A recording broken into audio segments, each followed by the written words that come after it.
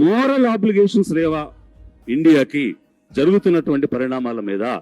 తప్పుని తప్పు, ఒప్పుని ఒప్పు అని చెప్పగలిగే ధైర్యం లేనటువంటి ప్రధానమంత్రిని ఇప్పుడే చూశాము.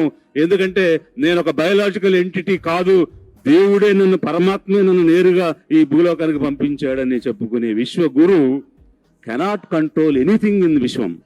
ఈ విషయంలో జరుగుతున్నటువంటి డెవలప్మెంట్స్ దేన్ని కూడా కంట్రోల్ చేయలేనటువంటి పరిస్థితులు ఈ రోజు బీజేపీ ప్రభుత్వం ఉంది. ఇది మరి దేశం కోసమా, జాతి కోసమా, లేకపోతే తనకు అన్ని రకాలైనటువంటి అవకాశాలు, సదుపాయాలు కల్పించేటువంటి అదాని కోసమా? అది కరప్షన్ కాదా? ఒక క్రోనీ క్యాపిటలిజం అనేది కరప్షన్ కాదా?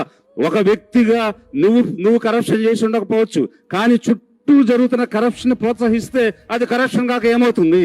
జనం అర్థం చేసుకోవాలి. మనం 2014లో కరప్షన్ పెరిగిపోయిందని చెప్పి ప్రభుత్వాన్ని మార్చినప్పుడు ఈ రోజు కరప్షన్, ఆ రోజు కరప్షన్ మనం కంపేర్ చేసుకోవాలి.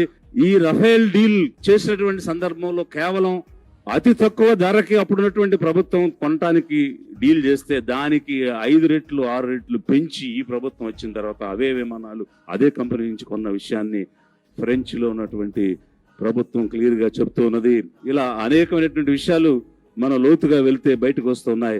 ఒకవైపు డొమెస్టిక్ గా ఎట్లాంటి డెవలప్మెంట్ కనిపించడం లేదు, మరొక వైపు అంతర్జాతీయంగా మన గుర్తింపు, గౌరవం లేనటువంటి పరిస్థితి వచ్చింది. ఇలాంటి బీజేపీ ప్రభుత్వం, ఇలాంటి ప్రధానమంత్రులు కొనసాగితే దేశానికి ఎంత నష్టం, పేద ప్రజలకు ఎంత నష్టం ప్రజలు అర్థం చేసుకోవాలి.